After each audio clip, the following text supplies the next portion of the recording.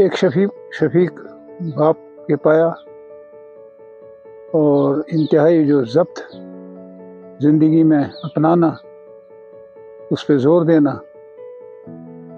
اور تیسری چیز تھی کہ وہ معمولی سی بھی اگر چوک ہو جائے آپ کے ضبط میں. مجھے ایک مثال یاد ہے کہ کوئی مہمان آئے تھے سویرے شیر کشمیر سے ملنے، باہر کے تھے، تو ہمیں بھی بٹھایا وہاں. تو ان کو سیکریٹریٹ کے جانے کا ٹائم آیا، وہ گاڑی میں بیٹھ کے، میں نے کہا جی دیر ہو گئی ہے، ہمیں پیدل جانا ہوتا ہے، تو وہاں ہمیں اندر جانے نہیں دیں گے اسکول میں، مجھے ساتھ لے جائیے. کہیں نہیں، واک. ضبط کے، ڈسپلن کے، اور بڑے شفیق باپ ثابت ہوئے. میرے نانا، مجھے ان سے بہت شفقت ملی.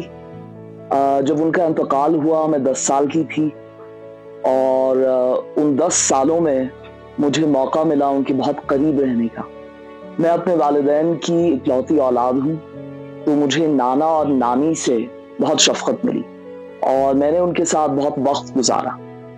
جب میں پیدا ہوئی 1972 میں، اس وقت شیخ صاحب پولیٹیکل پرزنر تھے، اور وہ 3 کوٹلہ لین میں رہتے تھے دلی میں، اور میری نانی بھی وہاں رہتی تھی. تو سردیوں میں میری والدہ مجھے دلی لیا کرتی تھی، اور وہاں ہم ان کے ساتھ قریب 2-3 مہینے گزارتے تھے. اور میری والدہ کہتی ہیں کہ انہیں اس ماحول میں، جو ان کے لیے بہت ڈپریسنگ تھا، بلیک ماحول تھا، مجھے دیکھ کے بہت خوشی ملتی تھی، اور مجھ سے وہ بہت کھیلتے تھے، اور ایک امید کا ماحول بن جاتا تھا ان کے لیے. ہمارے ساتھ کھیلنا وغیرہ، کرکٹ کھیلتے تھے، اس کے شوقین تھے.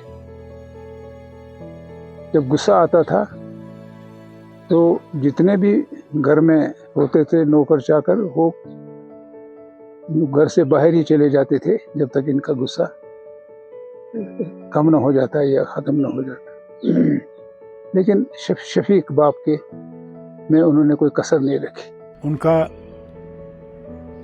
یہ تھا کہ چاہتے تھے کہ ہم سب بھائی بہن ڈاکٹر بنے. انہیں خود ڈاکٹر بننا چاہتے تھے، مگر مہاراج صاحب کے زمانے میں انہیں سلیکٹ نہیں کیا گیا، تو انہوں نے پھر MSc کرنا پڑا کیمسٹری میں علی گڑھ میں.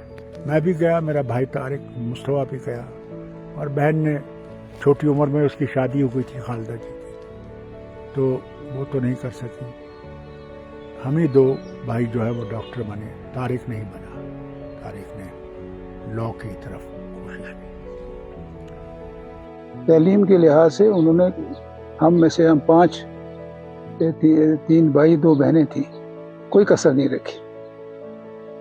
اور ٹیچر بھی ہوتا تھا ہمارا 4 بجے کے بعد. اور ایک حساب سے جو مجھے یاد ہے، کوئی مداخلت نہیں کی، کوئی ڈانٹ ڈپٹ نہیں کی.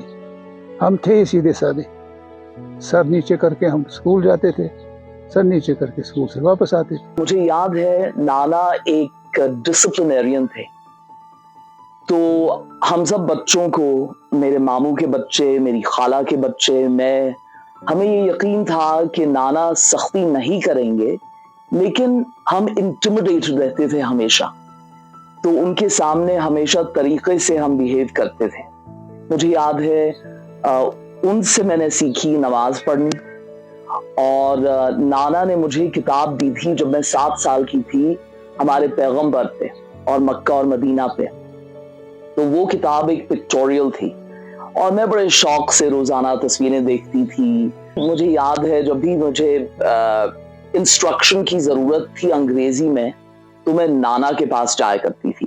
حالانکہ میری اپنی والدہ پروفیسر آف انگلش رہی ہیں، لیکن نانا کا انگریزی گرامر بہت اچھا تھا. تو جب میں خط لکھتی تھی اپنی کزنز کو، نانا وہ خط پڑھتے تھے اور میرا گرامر کریکٹ کرتے تھے. اور پہلی بار جب انہوں نے وہ کیا تو مجھے بہت غصہ آیا، مجھے بہت برا لگا کہ نانا نے مجھے کریکٹ کیا ہے. لیکن ابھی تک مجھے یاد ہے، اور ابھی تک جب میں خط لکھتی ہوں تو میں نانا کو یاد کرتی ہوں. ان کا رہنا ہی، ان کا جو غصہ ہوتا تھا، ان کا رہنا ہی اور ڈر جو لوگوں میں تھا، جو ان کے آفس وغیرہ میں تھے یا گھر میں تھے، وہ کافی تھا ہمیں بھی یہ جو ہے کوئی غلطی کرنے سے روکا. اور نانا بڑے شوق سے ہم سب بچوں کے ساتھ کھیلتے تھے. روزانہ شام کو ہم سب، میں تھی، میری خالہ کے بچے تھے، ماموں کے بچے تھے، روزانہ شام کو ہم ان کے گھر جایا کرتے تھے ان کے ساتھ وقت گزارنے. اور بہت اچھا ماحول تھا، ایک پیسفل ماحول تھا، اور سب کو یہ معلوم تھا کہ ایک سربراہ ہے. وہ بھی پرخلوص و محبت بھرا تھا، اس میں محبت کوٹ کوٹ کے بھری. اپنے نانا سے میں نے ڈٹرمنڈ رہنا سیکھا.